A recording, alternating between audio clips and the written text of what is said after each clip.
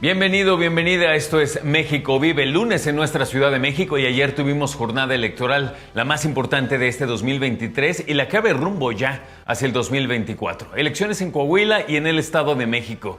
Estados importantes ambos, por supuesto, pero muy dispares en cantidad de personas que colaboraron participando a través del padrón electoral. Cerca de 12.6 millones en el Estado de México, cerca de 2.5 en Coahuila.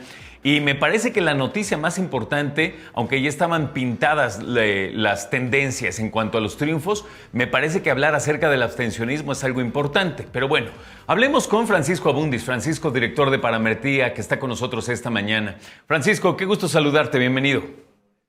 ¿Qué tal, Alfredo? ¿Cómo estás? Muy buen día y gracias por la invitación. Oye, ¿por qué no retomamos esta parte en cuestión del abstencionismo? Casi uno de cada dos personas no participaron, Francisco. ¿Cómo ves esta parte? Pues yo creo que fue la parte sorpresiva.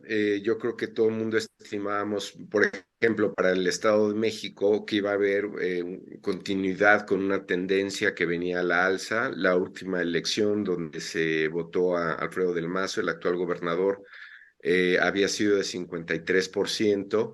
Para esta elección se esperaba que fuera a ser pues 55, 56, es decir, las elecciones del Estado de México había venido creciendo, y yo creo que esa es una de las incógnitas a resolver, porque dado los resultados, pues es un poco contradictorio, porque se suponía que la alta participación iba a convenir a la alianza, a la oposición, y fue un poco al revés, dado el resultado y dado el nivel de participación.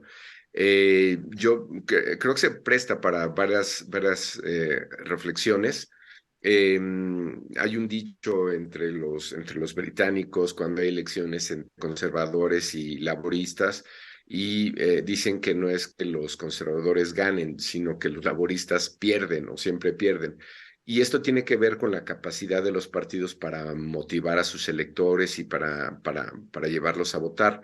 En un breve análisis que tenemos a partir del resultado, lo que pasó ayer, en particular en el Estado de México, y podríamos ver el caso de Coahuila, pero podría ser, dado el resultado, podría ser tener la conclusión, es que Morena no motivó a sus electores. Es decir, parte de lo que puede explicar la diferencia entre las mediciones preelectorales y lo que pasó ayer es que, uno, contábamos con esa alta participación, y dos, pues como pasó en la Ciudad de México en el 21, como pasó en el Congreso en el 21, no sé si llamarlo de motivación o de activación de sus electores, pero es muy notable el diferencial de participación. Es decir, no es que digamos, el número o los números son bajos, pero no es homogéneo ese número. Es básicamente los electores de Morena los que no salieron ayer. Y en el caso del Estado de México, ¿crees que se presentó lo mismo, que el Partido Revolucionario Institucional y la Alianza no motivaron lo suficiente? Pues a juzgar por un análisis que tenemos muy preliminar, que lo hicimos ayer en la noche o en la mañana, es muy notable cómo los municipios y las alcaldías donde gana Alejandra del Moral, la participación rebasa hasta en 20 puntos, este promedio que está, ¿no?, alrededor del 50, y donde Delfina tiene alguna mayoría, está por debajo de 40.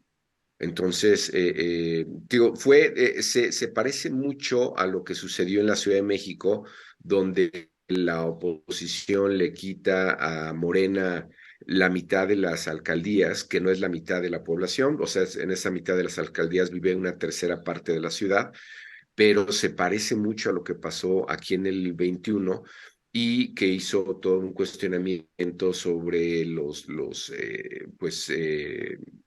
directivos de Morena. Hubo cambio en el secretario de gobierno, y básicamente la misma explicación de no, no es un tema clientelar necesariamente el de la movilización, Sí. es un tema entre motivación e invitación, que no es lo mismo. Es decir, no hablo necesariamente de prácticas clientelares, pero lo de ayer sí fue muy notable, como pues esta baja participación no fue baja participación general, fue baja participación en las plazas morenistas.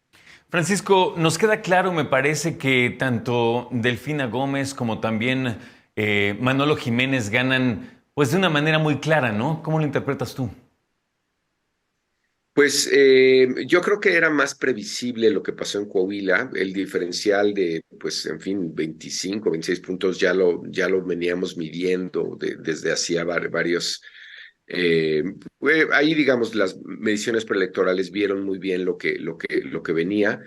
Yo creo que sí son explicaciones un poco distintas. Pero, digo, para empezar, porque el resultado es distinto. En una gana claramente el PRI, queda como, pues Durango y Coahuila ya se convierten en los últimos dos reductos priistas, ¿no? De ellos dos depende mucho su sobrevivencia como partido.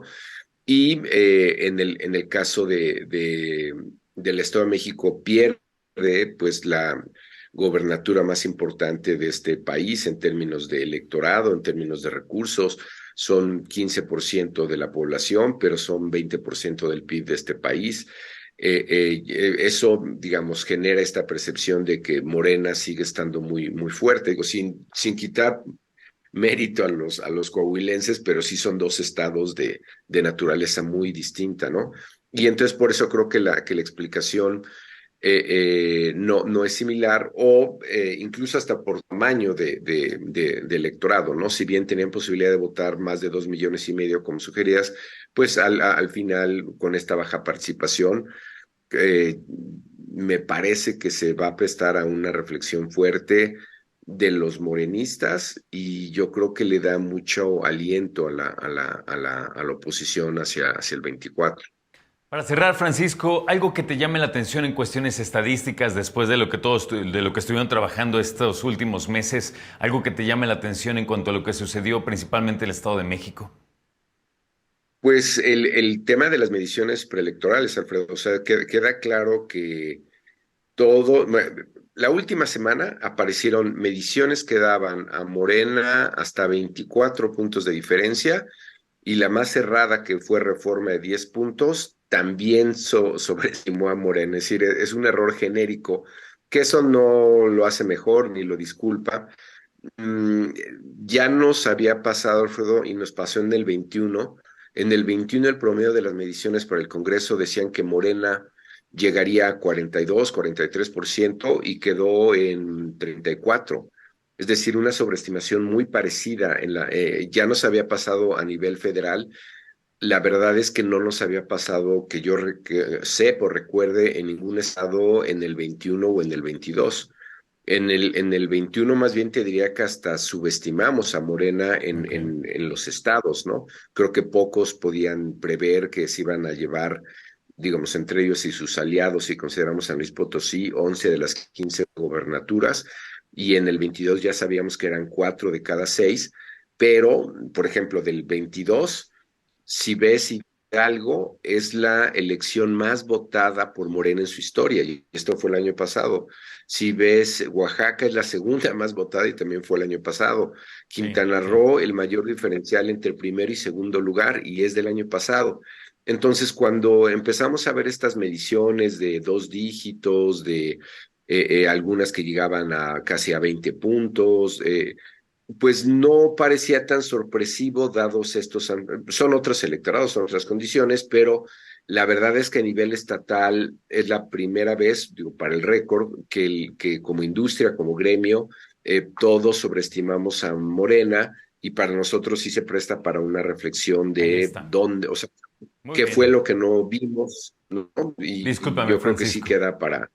Discúlpame, por Sí, no, favor. al El contrario, tiempo Alfredo. apremia. Pero te agradezco mucho estar con nosotros y te deseo muy Claro, buena semana. Francisco Abundes, director de Parametría. Gracias, gracias. Francisco. Buen día.